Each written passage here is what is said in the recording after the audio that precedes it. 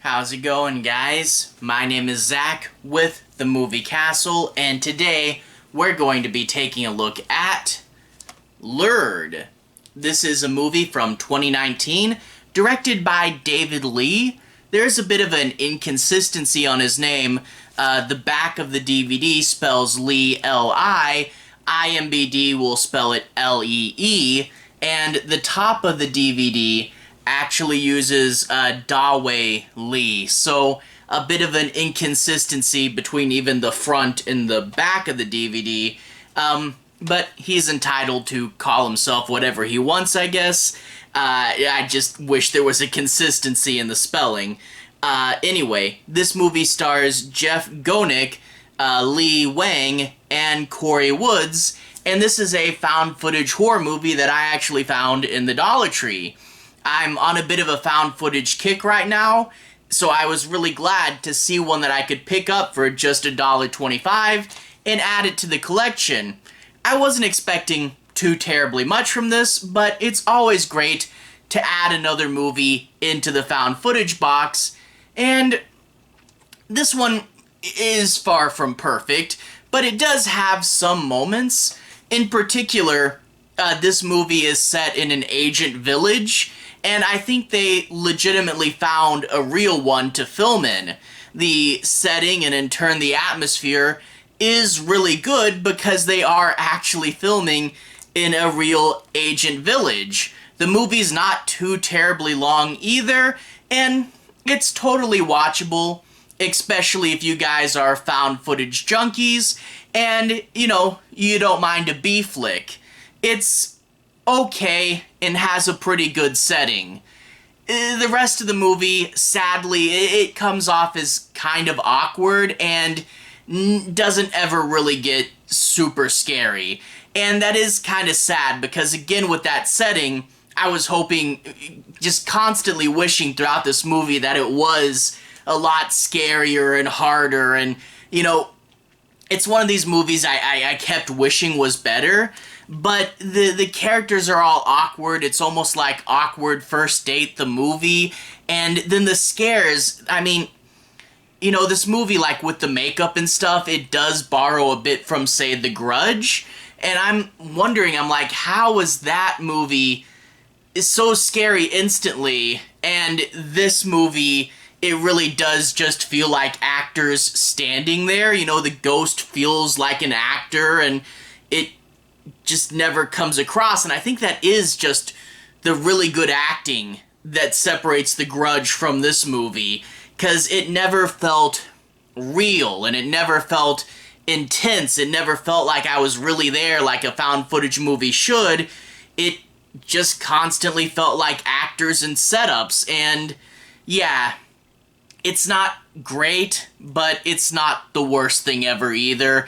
It's totally passable if you're a found footage geek and want something for a lazy Saturday afternoon, but you're really going with tempered expectations and just want that cool set, you know?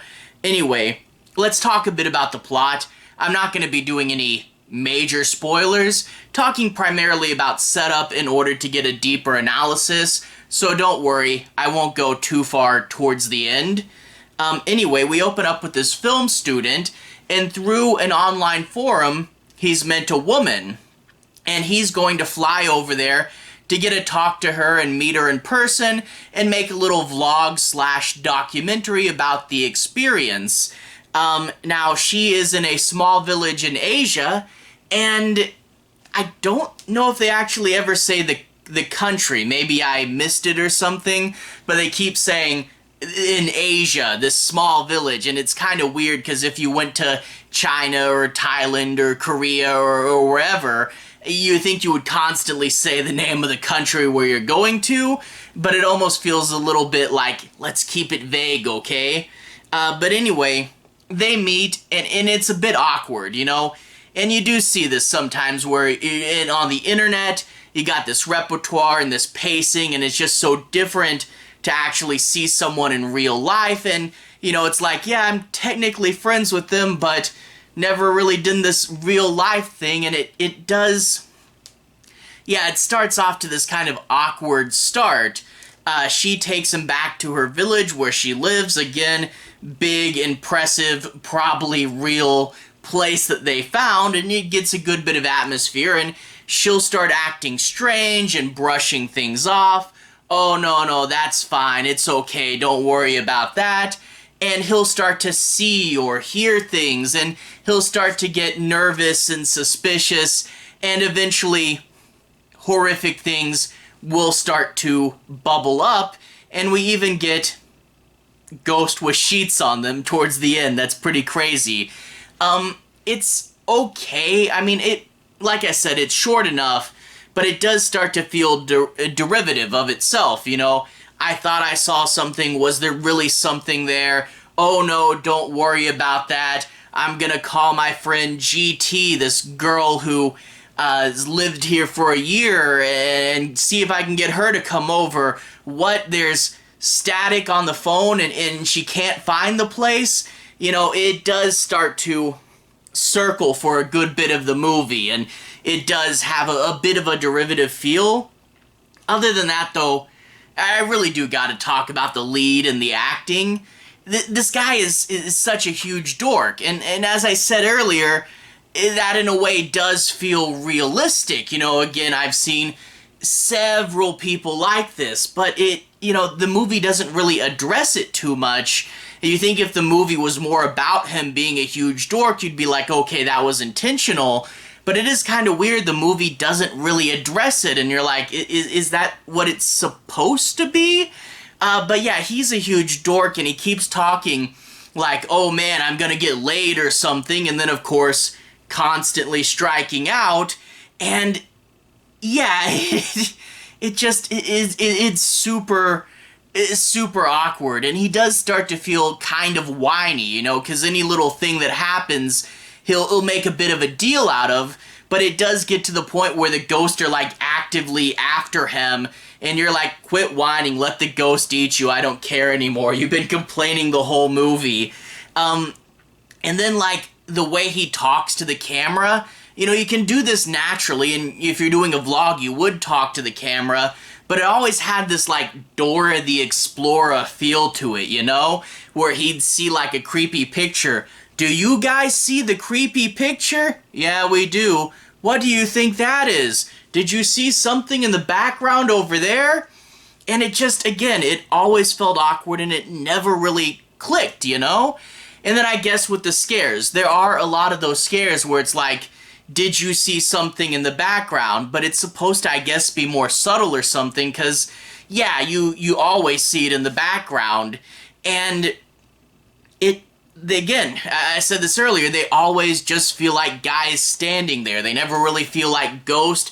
They never feel creepy. It just never crosses that line between setting up something with a camera and actors and feeling like something real. It never, you know, and that's the thing with found footage is when you get it to feel real, especially saying it's a real camera, it really does feel real, but none of the scares really hit home, you know, and they just oftentimes, you know, maybe a few moments were okay, but oftentimes it just felt like constant setups, you know?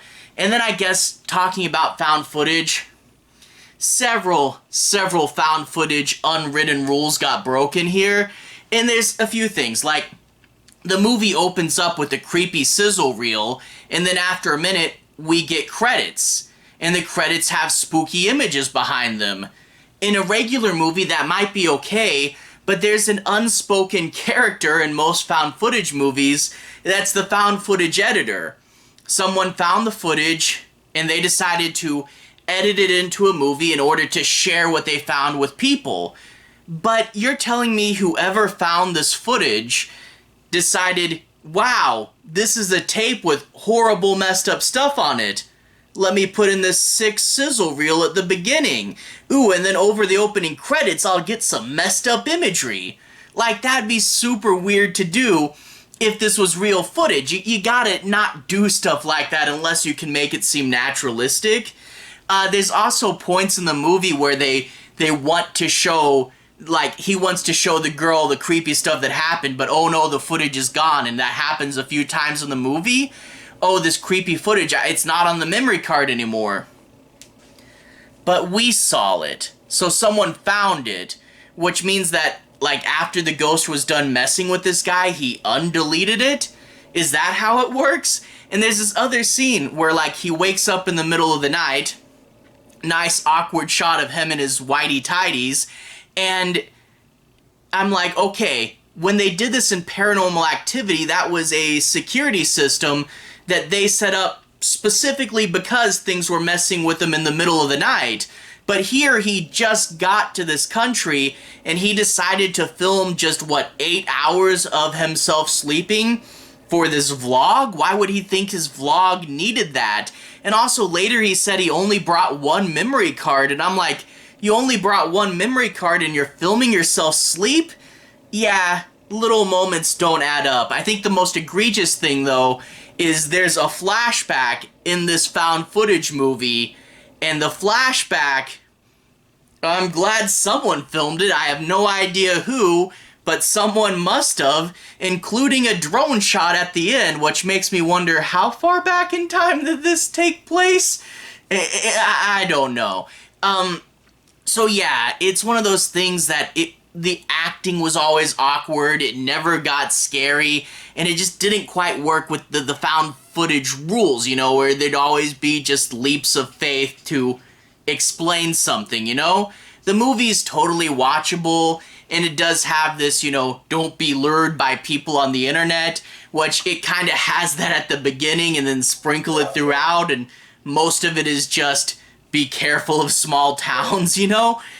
So it tries, and it's not really too boring. Again, if you guys like found footage and you don't mind a B-side, this isn't gonna be the most memorable thing ever, but it's totally watchable, it's halfway decent, it's got a great setting, just a lot of the other stuff doesn't really pan out.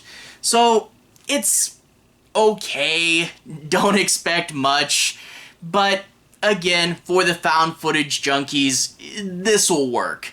Anyway, to everyone who's watched so far, thank you for watching.